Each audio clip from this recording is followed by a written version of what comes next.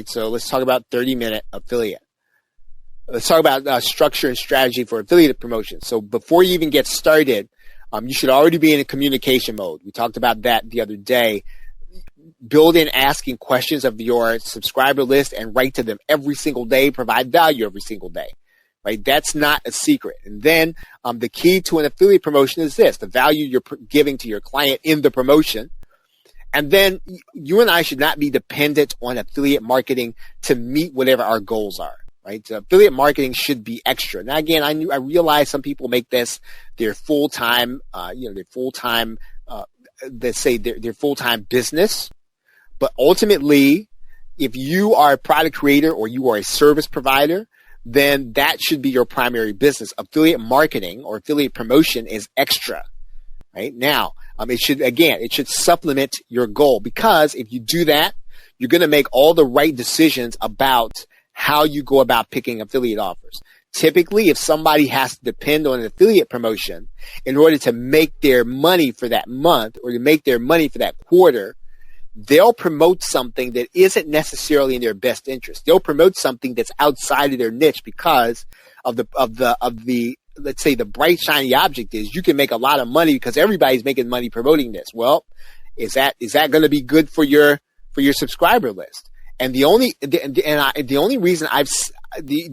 thing that drives people to make those decisions and what I would say would be a way that's contrary to their best interest is that they come to a point in the month or in their business where they need that affiliate marketing in order to make their goal.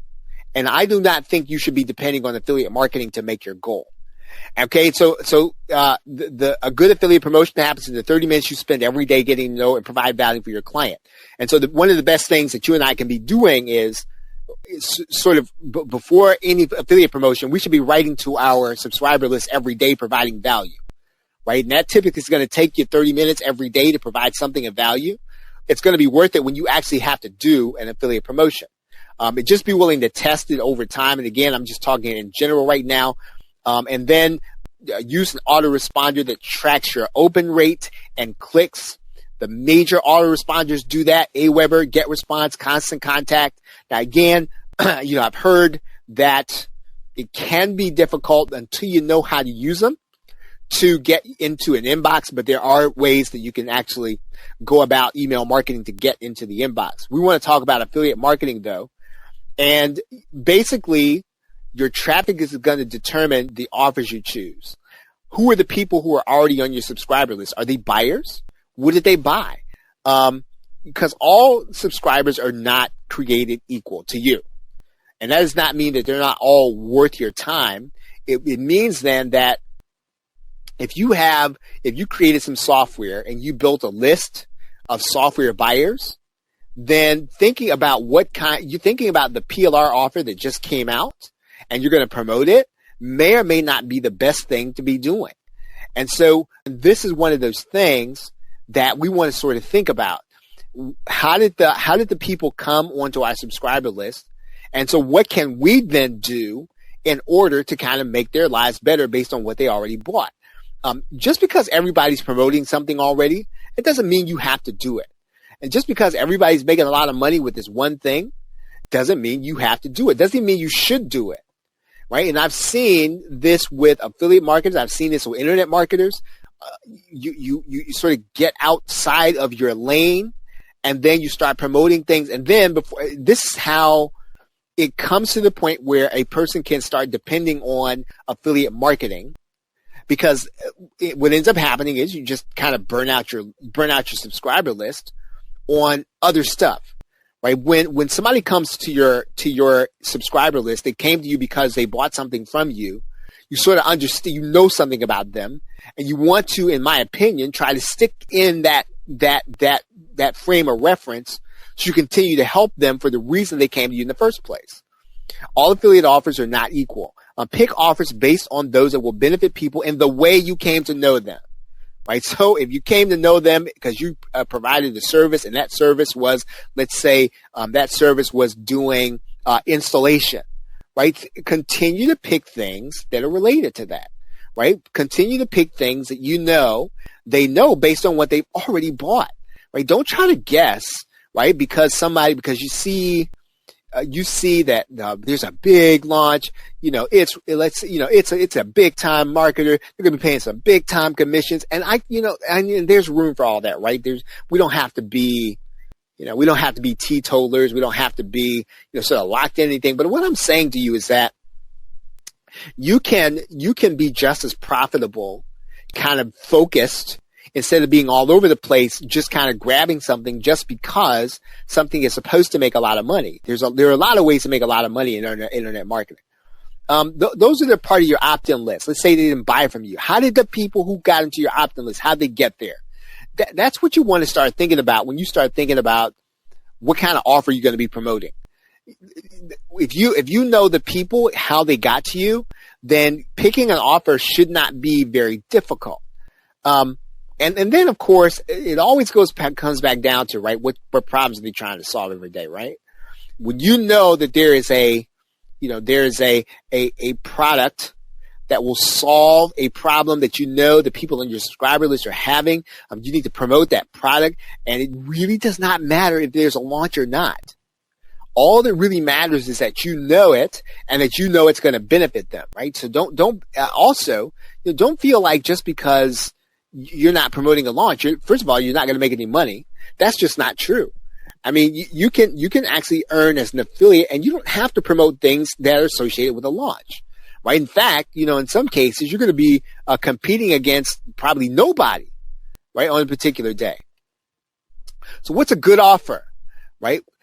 My first question to you, if you were to sit down to me, you were to ask me what a good offer is, I'm going to ask you, well, what's the price point your subscriber list to purchase from?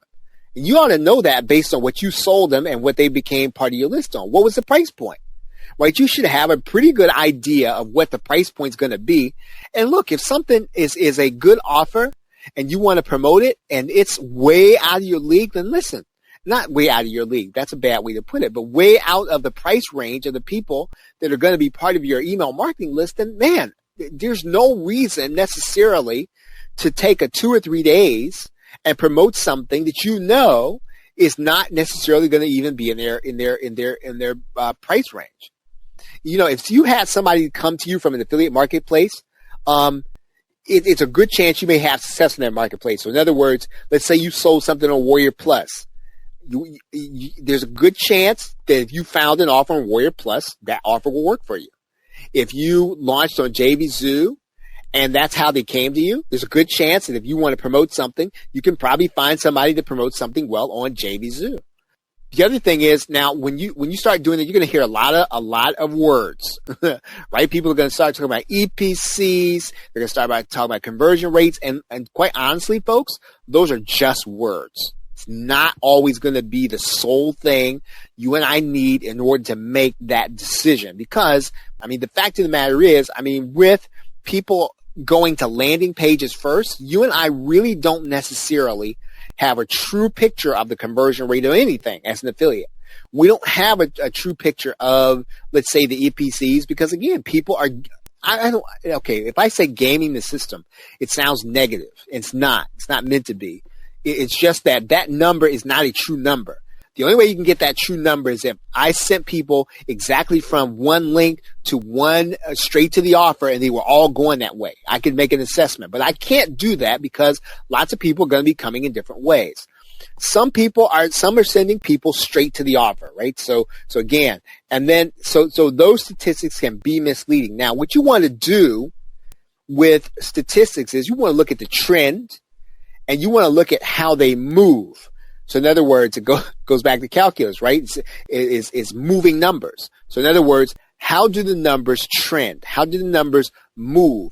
Is EPC going up? Is the conversion rate going up? Is the conversion rate steady? What's happening so that so if you're looking at the trend, I think you can't go wrong. But if you're looking at exact numbers, those can be deceiving. Promote people that are going to take care of your clients, right? Do that. Don't promote anybody that you know is not going to take care of your client. I don't really care how well the product sells. I don't care how cool it is. Because more than likely, listen, if you know somebody is just a flat out jerk, they're probably going to treat your client that way. and they're going to, if your client ends up asking for a refund, that's not going to get you what you want, because that's going to come out of your commission. So again, you need to start thinking about, is this somebody I would buy something from? Is this going to be somebody I would do business with? Because if it isn't, quite honestly, if you don't care much for the person, your client's probably not going to care much for them either. And those are going to always be the decisions you're going to make, and you end up probably with refund rates that are higher than you want to. Yeah, you want people to trust your recommendations, right? So definitely get people that are going to take care of your clients. But even if you think that that's a little too airy-fairy, or you think that's a little too, I'd say, Pollyanna, then do it just for this reason. Get people who are going to take care of your clients, because you don't want to deal with refunds coming out of your account, right? So again, if that's just a little too, pie in the sky, you want people to trust your recommendations, do it then for just the fact that you don't want to have a bunch of refunds. I suggest you get good at promoting a particular kind of offer. Get good at promoting a particular kind of offer. And what that means is that it kind of goes back to, you don't have to promote everything, right? And every day doesn't have to be a home run. So in other words, yeah, you could probably promote a software program that might be a little questionable, and you can make a lot of money on a particular day. But more than likely, if you have a subscriber list that you're growing steadily, right? If you sort of build that over time, a little bit at a time, and you look at affiliate marketing as a supplement, then what you're going to do is you're going to make an effort to make sure you understand what people are looking for. You want to find out what days they're likely to buy. So again, start thinking about, if you're going to market, let's say, information products about CPA marketing, then get good at promoting those offers. Get good at building your list on those offers, right? Get good at understanding what those people buy. What kind of bonuses do those people like? So again, they're gonna want a different kind of bonus than, let's say, a PLR buyer is gonna buy. They're gonna want a different bonus than a software creator is gonna want. They're gonna want a different bonus than, let's say, an offline marketer. Get good at promoting specific kind of offers. Understand what kind of bonuses they like. Understand, this is really important. It's subtle, but you do have to understand it. When you develop a relationship with the people that are going to be on your subscriber list, you will start to figure out whether or not you need to be positioning the product or the bonus in your either in your email or in your videos. So in other words, do the people on your subscriber list, do they care more about the bonus that you're giving, or do they care more about the product? And don't, what I will say is, don't become a holy roller on them. So in other words, well, they're just buying for the bonus. So what? Right? If somebody wants to buy something and they want to get it just for the bonus, please, I've seen marketers, they sort of get, sort of in this little high and mighty state. You don't have to do that. It doesn't matter why they want it, right? Sell it to them in the way they want to buy it, for whatever the reason is. And so if you know that the people on your subscriber list want a particular offer because of your bonus, then don't stop offering them, right? So again, understand whether or not you need to position the product or the bonus. If people don't care about the product, they're indifferent to that, then position your bonus. You need to understand how much pre-selling you need to do in an email. So that, again, see, this really does come back down to getting good at promoting a particular kind of offer, because once you do that, then you do understand when you're going to have to pre-sell. And what happens is, when you start getting all over the place, then what's going to happen is, your emails are not going to sound like a newsletter. They're going to just sound like a straight pitch. Nothing wrong with that, but you're not providing any value then, right? So again, how much pre-selling do you have to do in an email based on your knowledge of the product? I try to do this, and I can't even say I do it for, people that promote for us, or promote it for me, right? Get information in advance. Try to get it, right? Try to get the information in advance. Because what you have to do, you need a little time to kind of develop your promotion. So you need to understand what the product is about. If you can get a review copy, get one. It's not super important. I used to think that I needed a review copy, and sometimes I still will, so that I can review it and then figure out what the premiums are going to be. But I like to at least see it. Sometimes you can pretty much do it with the JVs sort of with their writing about what's in it, right? So if they don't have the product ready, I mean, don't really feel like you have to have it. It's not super important, but if you can get a review copy, get one. You want to know basically what's inside. That's what you really want to know. And then you want to focus on what's in there that will help people that are buying it. One question I always try to ask is there a particular part of this that's underappreciated? In other words, the marketer themselves don't really know what they've produced. In other words, they've put this thing together, but there's one part of it that's really cool, and they didn't give it any emphasis, right? So it's underappreciated. Is there something in the package that's going to surprise them, right? So again, if you get information on that in advance, that's the kind of stuff you want to put in your promotion. Internet marketing is a very small community. And the likelihood that if you're promoting something that somebody else is going to be promoting it to, you do need to stand out, right? You do need to stand out. Is there something in there in the package that's not in the copy, right? Nobody's perfect, and some people leave stuff out. And you get in there, if you get a chance to see it, then what you can do is you can emphasize that thing, and you can emphasize what's in there in a way that other people are not. And what that's going to do is that's going to cause you to put some kind of additional premium or bonus based on something that's not in the copy. And that's going to make your bonus unique, right? So that kind of brings me to the other point that I really want to make, and that is to find premiums. Find premiums, really and truly.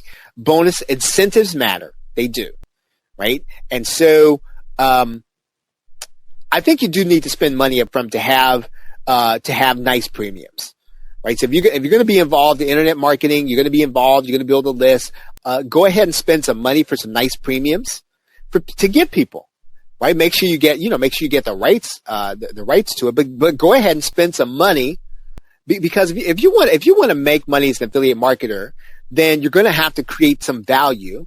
And sometimes the only way to create that value is, you can talk all day long about the product, right? You can do sales videos. You can tell them how it's going to make their life wonderful, and none of that's going to matter, right? Sometimes the only thing that really matters is the incentive you give them. Try to purchase bonus. And when I say premiums, I mean bonuses. Try to purchase things people in your niche are not going to have, right? Try to find something that right? You found this thing and you just have not seen them on the bonus page. Try to buy those things. And sometimes you can go and buy them from people, and you don't really even have to buy them in a launch or anything like that. You can just kind of go ask them and then give them a price for it, right? So I do that all of the time. I'll go to someone and I'll say, hey, you know what? I want all of this stuff. How much for it, right? How much for it? And again, somebody's probably going to say, no, you're crazy. Here's my sales pages. But sometimes people will say, you know what? I'll give you all this stuff for X, right? So again, try to buy the things that people in your niche won't have. If you're buying something from a membership, just consider this. More likely a lot of people are going to have the same bonus, right? Just so you'll know. So there are a lot of great memberships. I'm part of them. But the bonuses are then going to be common. The affiliate will sometimes give you bonuses that you can use. Don't rely on those, right? Because again, if you think about it, everybody's going to see those on somebody else's landing page. So don't rely solely on the bonuses that the affiliate gives you. I think I just said this. Make sure you understand the rights you're giving. So just because you got the rights doesn't mean you can pass on the rights. Typically, sometimes even the master resale rights certificates don't necessarily mean that you can pass on master resale rights. So do what you can to understand your rights. Do what you can to then understand what rights you can pass. This is really important, actually. And because you want to pass on the rights in the right manner to the person that's going to be buying, and you don't want to devalue your own promotion. Right now, if you're gonna have bonuses and they do come with some kind of graphics, in general, if you have time, redo those graphics, right? So if you want to, redo the e-cover, redo the banners, right? You have time, redo all of it if you have time. And this also goes back again to, writing every day, number one. Number two, getting stuff in advance, right? So if you get stuff in advance, you're going to have plenty of time to put together a decent promotion. And also, if you're not dependent on every promotion that comes in your niche in order for you to make, make your money, you can pick and choose the ones that are really going to, first of all, make you the most money, and second of all, are going to really benefit the people the most. And typically, those are going to be one and the same, right? The things that people benefit the most by, right, are probably going to be the things that are going to make you the most money as an affiliate. So you want to be thinking about that. And if you have to, again, if you're dependent on that affiliate money to make your goal, you got to change the equation so that your decision making will be right. Okay, anytime you're going to add a bonus, it ought to fit the angle you're taking. So if you're gonna take the angle that you need to take this, and you're gonna run your own plumbing business, right? Let's just say that's the angle you're gonna take. Then all your bonuses should be in line in helping that person run their own plumbing shop. Your bonuses should fit the offer you're promoting. So in other words, this is you're promoting a Facebook Live product, and you've got a YouTube Live bonus. No, please don't do that. Products that people have purchased in the past, right? It should fit the products people have already purchased. If you know they like stuff, or if you know they like a certain kind of stuff, then listen, that's the kind of bonuses you want to be in the business to buy, and then you want to pass that stuff on to the people that are going to be buying through your affiliate link. Buy the stuff they like. Right? Buy stuff they enjoy. And I like using the word enjoy. I don't like using the word need. Right? You're an affiliate marketer. Do you understand what we do is not? It's really so much about I'd say enjoyment, right? At some level, and so you want to picture your client or your customer enjoying what it is you're going to be promoting, what it is you're going to be buying. Think about the fact they're going to be enjoying it. And when you start thinking about what kind of bonuses to add to something, right, think about the kind of thing that when they get it and they download it, it's going to be enjoyable. Not, do they need it? And now are they going to use it? And, using it, needing it, that's great, right? Those are good talking points. And most people don't buy because of what they need. Right? They don't buy the thing. None of us buy the stuff we need. We buy the stuff we want, right? For whatever reason. So try to think about stuff that people are really going to enjoy when they get it. Use a landing page. And Jeff and I, we talked about this a little bit today. Use a landing page. On that landing page, I suggest you do a video review. Is it overkill? Maybe. And some people will tune it out and some people will turn it off. Fine. Wonderful. I don't care if they turn it off. But the video review is going to be for those people who do not want to look at all your images. They want to be able to just sit down, watch your video, or even listen to you. And then you're going to talk about what it is they're going to do. Now, when you start talking about doing a video review, you can just review your bonus.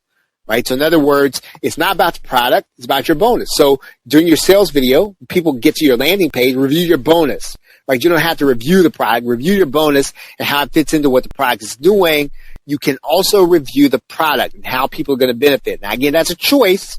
You can do either one, and whichever one is going to fit the list that you have.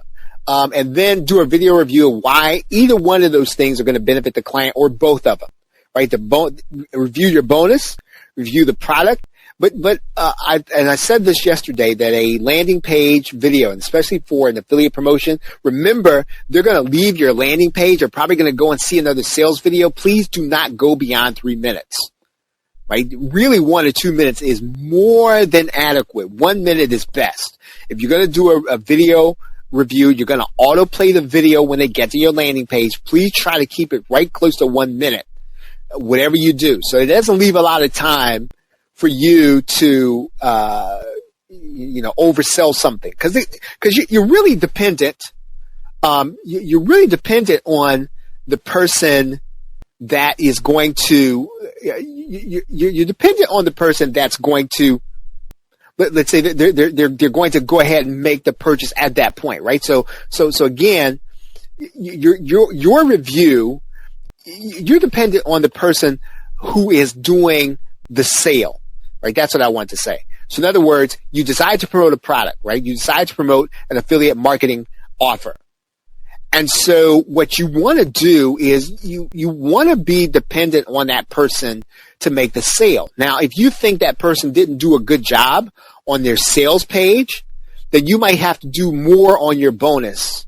You might have to do more on your landing page. If you look at that sales page and they did a crappy job, then what you got to do is you got to get enough momentum, right, based on your bonus and your emphasis of the product in your bonus. Right, so it's not just about what they're going to do. Now, if they're doing a great job on the sales page, what you're going to do is you're just going to say, "Hey, you know what? Here's our bonus." You just send them over there. In fact, in some cases, you don't even have to do a sales video if that's the case. They've already done a great job on the sales page. I talked about this before. Use 3D images on your sales page, on your bonus page. Be clear in your call to action. Be careful about the words on your button. Be specific. You can put, for instance, in optimized press, you can change the words on the button. You can do continue. You can do download now. You can do access now. Right? Be specific about what you want them to do. Again, I like to use the word continue. They came to the landing page. And what I'm trying to do subtly in the back of the person's mind, I don't know if it matters, but again, I want them to continue. I want them to keep going. I want them to keep moving and then go on to look at the landing page, at the sales page. Continue. Right? If you want them to have download now, be specific about that. Make sure that everything else on your landing page sort of leads them to want to download now. Again, be specific about your call to action. If all you're going to have on your bonus page or your landing page is going to be a button, then that button has the words with a call to action. Now, again, if you're going to have a button, make sure you have something on that button. Right? Now, I've seen some cases where somebody will leave the words off the button thinking it might be too much. It is not too much. It is necessary. You must put the call to action on there, and it must be crystal, quadruple clear. Right now, and having said that, right, when you start talking about a bonus page and a landing page, not a lot of words, folks, and I've learned this the hard way. You don't want to have a lot of words on there because a lot of words do is really slow people down, and a lot of words will get people reading about stuff that may or may not be relevant. The more talking you do, the higher the probability that you and I will say something that will slow somebody down and will keep them. Do you realize, and I didn't even know this because I'm not a natural salesperson and I didn't know this until I, started talking to friends. How many of you all know you can talk somebody out of a sale? You can talk, you can be doing your best sales job and you can talk them right out of a sale.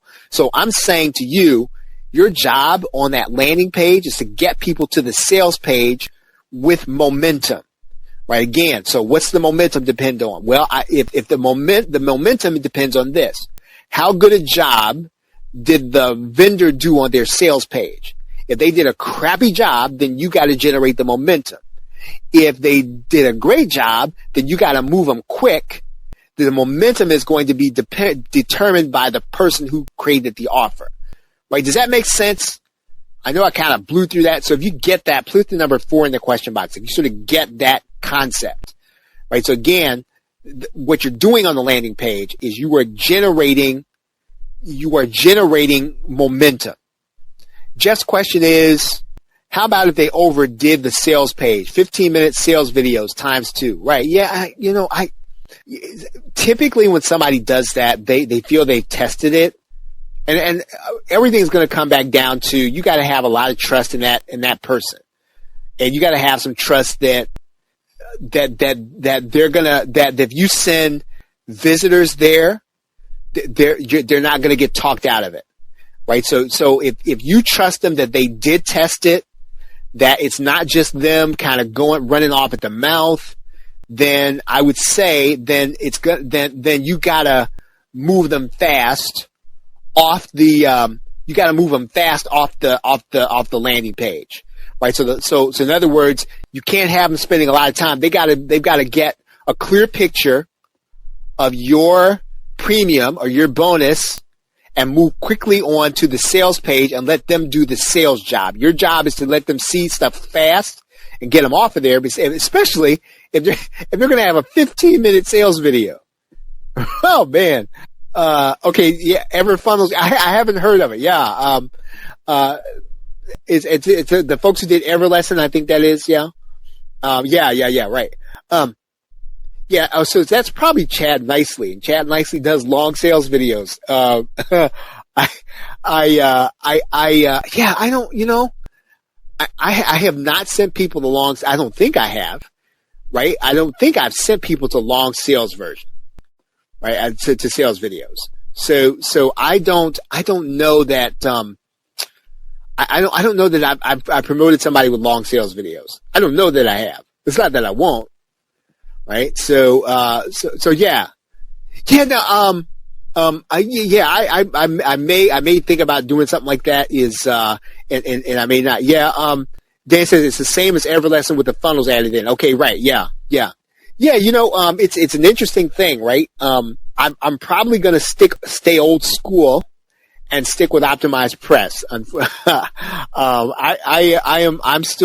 think I'm just married to optimized press. And so, it's kind of like, well, as they say, it's kind of, they say it's, you dance with the one that brought you there. So, but yeah, so when you're promoting as an affiliate, go light on the number of words. Don't have a lot of words on your landing page, regardless. I don't even know I don't care what the occasion is. You don't need a lot of words on there because you got to get people off of there onto the sales page. And this is just my own personal opinion. I don't like putting people on bonus landing pages, right? Because the internet marketing community, especially those of us who are in the business opportunity niche, right? We are a diverse group. And if you put this, let's say a business dude, right, in a suit and tie on your landing page, someplace in the back of my mind, I'm telling you, it's just going to turn me off, right? It's going to turn some people off. It's going to attract some people. And so I don't think you ought to be using people at all, because people just kind of have this, it's all psychological. It's all going on in the background. You and I are not even conscious of the decisions we're making, right? That's proven. And we see a person, how they're dressed, what they're doing. All of that has an effect. And unless you think that person is helping your customer, I don't think you need people on there. It's not, because really and truly, what we're trying to do, unless you can very clearly put people on. This was in a course I took, I don't know, back in 2010, a guy named Mike Hill. He did something called CPA Tsunami. And he said all of these statistics say that when you can put somebody in the goal position in a picture, that works, right? And so that's why and the people who are really good at this, unfortunately, are not always going to be internet marketers, information marketers. We're the worst at it. The people who are really good at this are multi-level marketers, right? And sometimes when you get to one of those landing pages, do you know why I have all those corny looking people and it's like a bunch of them on there and they're all smiling, they're all at the beach? That's because it's all work. It's not because it's not conscious, right? It's psychological. It's all working in the background. That's why they put a bunch of people on there, because they're trying to cover all the bases, right? They're trying to let you see everybody so that you find yourself when you look at that picture. And then you see them in the goal position. So in other words, you want to see them after they bought the product. You want to see them happy and vacationing and spending lots of money and, all that stuff, right? And we get some of it. Sometimes we think that we get turned off when we see a big car in the background, right? They're a little more upfront about it. But, and I'm not to, please don't think I'm telling you to put all that stuff on your bonus page. I'm telling you not to put that stuff on there. But I'm saying if you must put this stuff on there, make sure that you're careful to put people in the bonus position and try to cover all the bases. Listen to people, listen to feedback, right? Listen to feedback when you start doing affiliate marketing. What are people saying about your promotion? People will tell you, right? What are people saying about your bonus? Are they asking questions? Because if people aren't even asking questions about it, then it may not be exciting enough, right? It ought to make somebody ask you, hey, is this bonus going to be available, let's say, in a week? If you start getting questions like that, you know you put together the right thing, right? If you don't hear anything and nobody cares and people are kind of going to your landing page, they're not even going on to the sales page, you need to spruce it up a little bit, right? And again, people will tell you why. And again, this does kind of go to what Jeff was saying. You want to be watching your statistics. If people are going to your landing page and they're not going on to the sales page, it's probably because you didn't generate enough momentum, or you didn't give them something exciting enough to move on off your landing page. And so if you start looking at your stats and you say, boy, man, I had 100 clicks to the bonus page and only had 1 click to the sales page. Something is wrong with your landing page, right? Something is wrong with your sales video. Something's wrong on that page that people just didn't feel like, you know what, it's not even worth my time to go look at this. And so you got to get them off of there. And so your bonus will typically do that if it's exciting enough. What are people telling you about your sales video? Right? Are people watching the sales video? Do they remember what you said in it? Do they remember the details you offered in it? Do they remember the things that you said? If they're not, if you're not hearing anything, doesn't mean it probably means then that people are dismissing it. They're turning it off. They don't want to hear it. Right? And so again, that sales video needs to be an ally. It needs to be a partner to what's on your bonus page. But, it can be an impediment if it's slowing people down, right? Again, everything in your bonus page ought to speed up the process. Because if it's not, right, then you've got too much of something or not enough of something else, right? Are people reading your email, right? So you can get a sense for whether or not people are reading your email. Do people quote you back? If you ask for feedback, are you hearing from people to write you back? Whatever so often. Right, even when you do an affiliate promotion or the days you're not doing affiliate promotion, you should be asking for feedback for people to write you back so that you can get a sense for whether or not people are reading your email. Excuse me. Because if you're not, again, that means then that you got to get people to start reading. You got to start digging deeper to get people into what you're saying. Do people care? And again, I said this before. The last thing is, do people care about your bonus? Because if nobody cares about it, it's probably not exciting enough. It's probably not a bonus. And again, in this age where people are stockpiling stuff, right, that's not always going to be the thing. Sometimes it is. Sometimes people care about the stuff and you need to stockpile stuff. But sometimes what you really need to do is kind of give some thought to a narrative, try to figure out what people are trying to become, and then you want to put your bonus on that.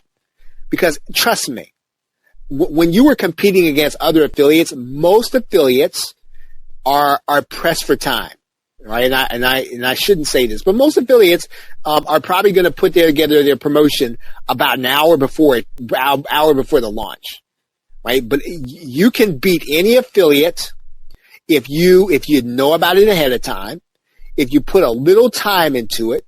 You put a bonus page together, you do a bonus video, and you do some other graphics, you are probably going to outperform most people, even if you don't have as much traffic, right? Even if you don't, right? And